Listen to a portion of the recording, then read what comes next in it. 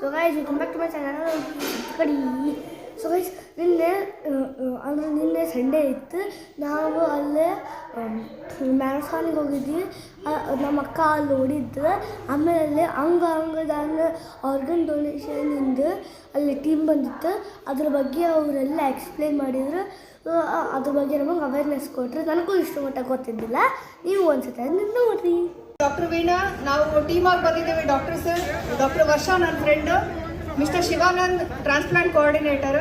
ನಾವು KMCಯಲ್ಲಿ ಅಂಗಾಂಗ ದಾನದ ಸಂಬಂಧ ಕೆಲಸಗಳನ್ನು ಮಾಡ್ತಾ ಇದ್ದೀವಿ.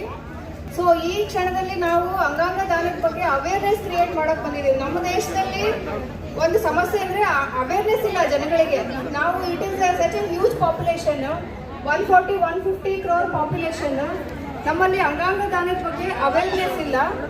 ಅಂಗಾಂಗ ದಾನ ಅಂದ್ರೇನು, ಯಾರು ಅಂಗಾಂಗ ದಾನ ಮಾಡಬಹುದು ಅನ್ನೋ ಕೆಲವೊಂದು ವಿಚಾರಗಳನ್ನ ನಾನು ನಿಮ್ಮ ಜೊತೆ ಇವತ್ತು ಶೇರ್ ಮಾಡ್ಕೊಡ್ತೀನಿ. ಒಂದು 10 ನಿಮಿಷ ಎಲ್ಲರೂ ನನ್ನ ಜೊತೆ ಅಟೆನ್ಷನ್ ಅಲ್ಲಿ ಇರಿ ಪ್ಲೀಸ್.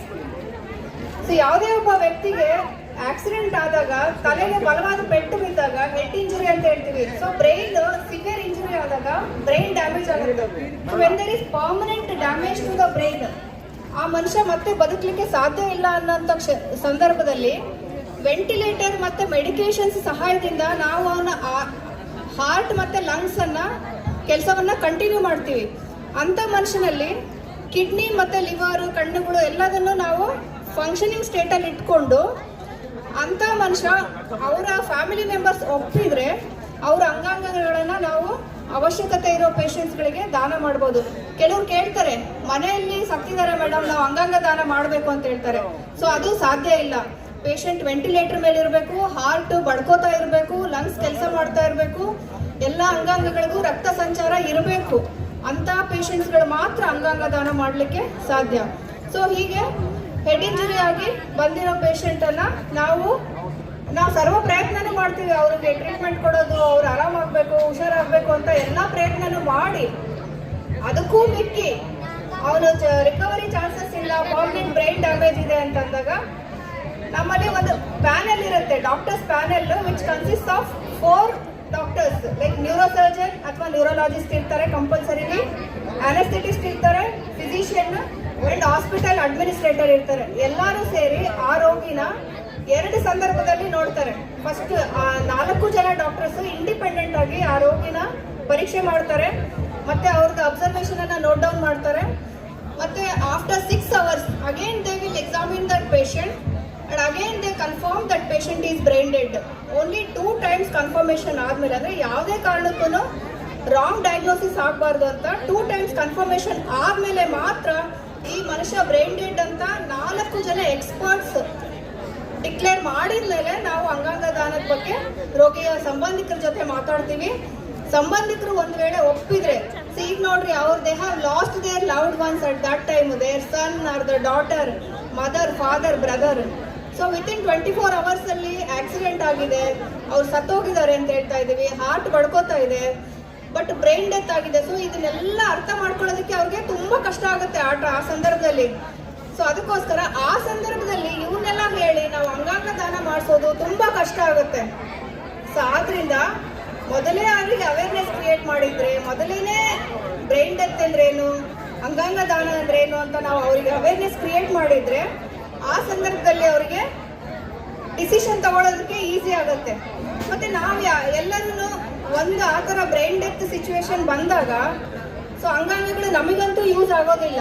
ಈ ದೇವರು ಸೃಷ್ಟಿ ಮಾಡಿರೋ ಅಂಗಾಂಗಗಳು ನೋಡಿ, ಸೈನ್ಸ್ ಎಷ್ಟೇ ಅಡ್ವಾನ್ಸ್ ಆಗಿದ್ರು ಕೂಡ ಈ ತರ ಒಂದು ಲಿವರ್, ಕಿಡ್ನಿನ ನಾವು ಕ್ರಿಯೇಟ್ ಮಾಡಕ್ ಆಗ್ತಾ ಇಲ್ಲ. ಹೌದಾ? ಎಲ್ಲರೂ ಇದ್ದೀರಾ ನನ್ನ ಜೊತೆಲಿ? ನಾವು ಎಷ್ಟು ಮುಂದುವರೆದ್ರೂ ಕೂಡ ನಾವು ಒಂದು ಕಿಡ್ನಿ, ಒಂದು ಲಿವರ್ ಅನ್ನು ಕ್ರಿಯೇಟ್ ಮಾಡಕ್ ಆಗುತ್ತಾ? ಇಲ್ಲ. ಸೊ ದೇವರ ಸೃಷ್ಟಿಯ ಈ ಅಂಗಾಂಗಗಳನ್ನ ನಾವು ಸತ್ತ ಮೇಲೆ ಸುಡುವ ಅಥವಾ ಮಣ್ಣಲ್ಲಿ ಹೂತಾಕುವ ಬದಲು ಯಾರಾದ್ರೂ ಅವಶ್ಯಕತೆ ಇರೋ ಒಂದು ಮಗುಗೆ, ಒಬ್ಬ ತಾಯಿಗೆ, ಒಬ್ಬ ತಂದೆಗೆ ಕೊಟ್ಟು ಹೋದ್ರೆ ನೀವು ಅವ್ರ ಮೂಲಕ ಮತ್ತೆ ಜೀವಂತವಾಗಿರ್ಬೋದು. ಹೌದಾ?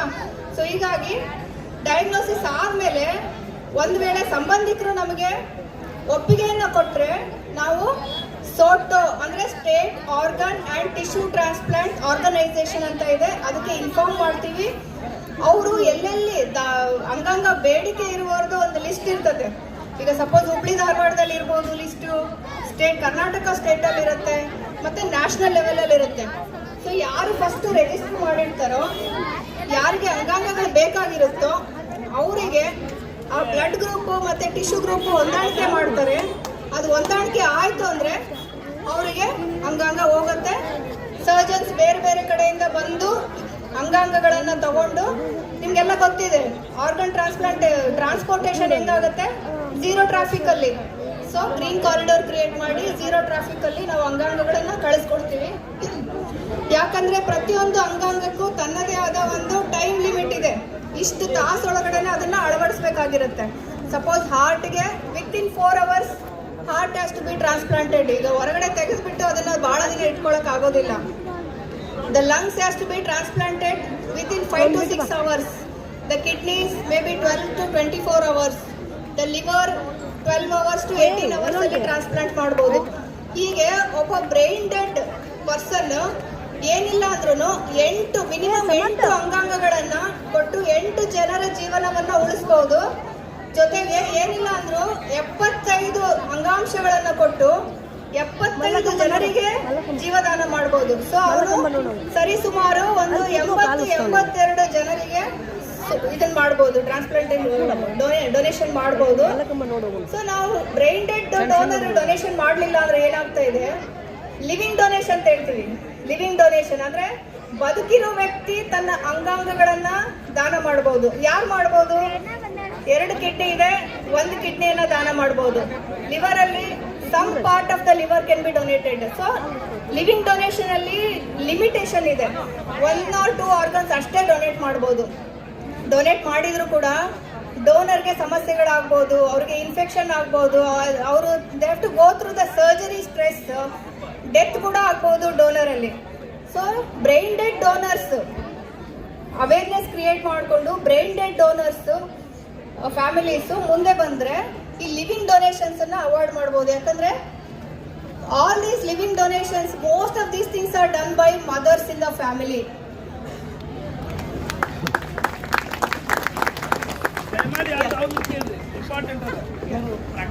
ಸೊ ನಮ್ಮ ಉದ್ದೇಶ ಏನು ಅಂದ್ರೆ ಈ ಲಿವಿಂಗ್ ಡೊನೇಷನ್ಸ್ ಕಡಿಮೆ ಮಾಡಬೇಕು, ಬ್ರೈನ್ ಡೆಡ್ ಡೊನೇಷನ್ಸ್ ಜಾಸ್ತಿ ಮಾಡಬೇಕು. ಸೊ ಇದು ಎಲ್ಲ ಒಂದು ಪ್ರೊಸೀಜರ್ಸ್ ತುಂಬಾ ಲೀಗಲ್ ಆಗಿ ನಡೀತದೆ, ಮೆಡಿಕಲಿ ಎಥಿಕಲಿ ನಡೀತದೆ. ಇಲ್ಲಿ ಯಾವುದೇ ಒಂದು ಗೊಂದಲ, ಯಾವುದೇ ಮೋಸ ನಡೆಯೋದಿಲ್ಲ. Every step of organ donation is guided by the law. ನಾವೆಲ್ಲರೂ we are all bound by law. ಇಲ್ಲಿ ಫ್ರಾಡ್, ಮೋಸ ಆಗ್ಲಿಕ್ಕೆ ಸಾಧ್ಯ ಇಲ್ಲ. ಯಾಕಂದ್ರೆ ಒಂದು ಅಂಗಾಂಗ ದಾನ ಆಗ್ಬೇಕಂದ್ರೆ ಒಂದು 50 ರಿಂದ 100 ಜನ ಇನ್ವಾಲ್ವ್ ಆಗಿರ್ತಾರೆ. ಒಬ್ರು ಕಣ್ ತಪ್ಪಿಸ್ಬೋದು, ಇಬ್ರು ಕಣ್ ತಪ್ಪಿಸ್ಬೋದು. ನಾವು 50 ಜನ 100 ಜನದ ಕಣ್ ತಪ್ಪಿಸಿ ಯಾವುದೇ ಫ್ರಾಡ್ ಮಾಡಿ ಅಂಗಾಂಗ ದಾನ ಮಾಡ್ಲಿಕ್ಕೆ ಆಗೋದಿಲ್ಲ. ಈ ಮೂವೀಸ್ ಅಲ್ಲಿ, ಸೀರಿಯಲ್ಸ್ ಗಳಲ್ಲಿ ತೋರ್ಸೋ ತರ ಇರೋದಿಲ್ಲ ಅದು. It is just a fiction. ಅಂಗಾಂಗ ದಾನ ತುಂಬಾ ಮೆಥಾಡಿಕಲ್ ಆಗಿ, ಲೀಗಲಿ, ಮೆಡಿಕಲಿ, ಎಥಿಕಲಿ ನಡೆಯುತ್ತೆ. ಸೊ ಈಗ ನಮ್ಮ ದೇಶದಲ್ಲಿ ಸಮಸ್ಯೆ ಅಂದ್ರೆ ನಮ್ಮ ಮೂಢನಂಬಿಕೆಗಳು, ಅನಕ್ಷರತೆ. ಅಷ್ಟು ಈಸಿಯಾಗಿ ನಾವು ಯಾವುದು ಒಪ್ಕೊಳ್ಳೋದಿಲ್ಲ. ಅದೇ ನೀವು ಪಾಶ್ಚಿಮಾತ್ಯ ರಾಷ್ಟ್ರಗಳನ್ನು ನೋಡ್ರಿ, ವೆಸ್ಟರ್ನ್ ಕಂಟ್ರೀಸ್ ಅಲ್ಲಿ ಅಂಗಾಂಗ ದಾನದ ಸ್ಟ್ಯಾಟಿಸ್ಟಿಕ್ಸ್ 50% ವರೆಗೂ ಇದ್ರೆ ಇಂಡಿಯಾದಲ್ಲಿ ಎಷ್ಟಿದೆ? 0.8 ಇದೆ. It's not even 1. So they are very far ahead of us in donation processes, transplantation processes. ನಾವು ಇಷ್ಟು ದೊಡ್ಡ ಪಾಪ್ಯುಲೇಷನ್ ಇದ್ದು, ಇಷ್ಟು ಯಂಗ್ ಪೇಷಂಟ್ಸ್, ಯಂಗ್ ಜನತೆ ಇದ್ದು ನಾವು ಅಂಗಾಂಗ ದಾನದಲ್ಲಿ ಯಾಕೆ ಹಿಂದೆ ಬಿದ್ದಿದ್ದೀವಿ ಅಂದ್ರೆ ಬಿಕಾಸ್ ಆಫ್ ಇಲ್ಲಿಟ್ರೇಸಿ, ಮೂಢನಂಬಿಕೆಗಳು. ನಾನು ಎಳೆಯೋದಿಲ್ಲ. I also want to create awareness about something very important. ನೀವೆಲ್ಲ ಫಿಟ್ ಇದ್ದೀರಾ and continue all these things. So maintain your fitness, your lifestyle, your eating habits, so that you take care of your organs, so that you don't fall sick and become a recipient and add to the recipient list. Renal failure ಆಯಿತು, liver failure ಆಯಿತು, heart failure ಆಯಿತು, ಹೀಗಾಗಿ recipient ಲಿಸ್ಟಿಗೆ add ಆಗೋದು ಬೇಡ. So as you are doing now, please continue your fitness activities. And ಇನ್ನೊಂದು, follow the traffic rules, wear helmet. ನಾನು ಅಂಗಾಂಗ ದಾನದ್ದು ಒಂದು ಅವೇರ್ನೆಸ್ ಕ್ರಿಯೇಟ್ ಮಾಡಿದರೆ, voluntarily from my side I want to create awareness about how to take care of your brains so that you don't become a donor by default. You don't become a donor by default. I don't want anyone to become a donor. Take care of your brains by wearing helmet, by wearing seat belt, by not doing stunts on the roads, the youngsters especially. because I work in ICU, I work as an anesthetist. I see a lot of patients, 20, 25, 30, up to 40 years, men coming with only head injury. ಬೇರೆ ಯಾವುದು trauma ಇರೋದಿಲ್ಲ ಅವರಿಗೆ, limb trauma ಇರಲ್ಲ, chest trauma ಇರಲ್ಲ, ಏನಿರಲ್ಲ, just a head injury and they go into brain death. So if you just wear a helmet properly, if you just wear a ಮಾಡಿಕೊಟ್ಟಂತಹ ಆರ್ಗನೈಸರ್ಸ್ಗೆ ನಾವೀಗ scanner display ಮಾಡ್ತೀವಿ. ದಯವಿಟ್ಟು ಎಲ್ಲರೂ ಅಂಗಾಂಗ ದಾನದ ಸಂಕಲ್ಪ ಮಾಡಬೇಕು, ಪ್ಲೆಡ್ಜ್ ಮಾಡಬೇಕು ಅಂತ.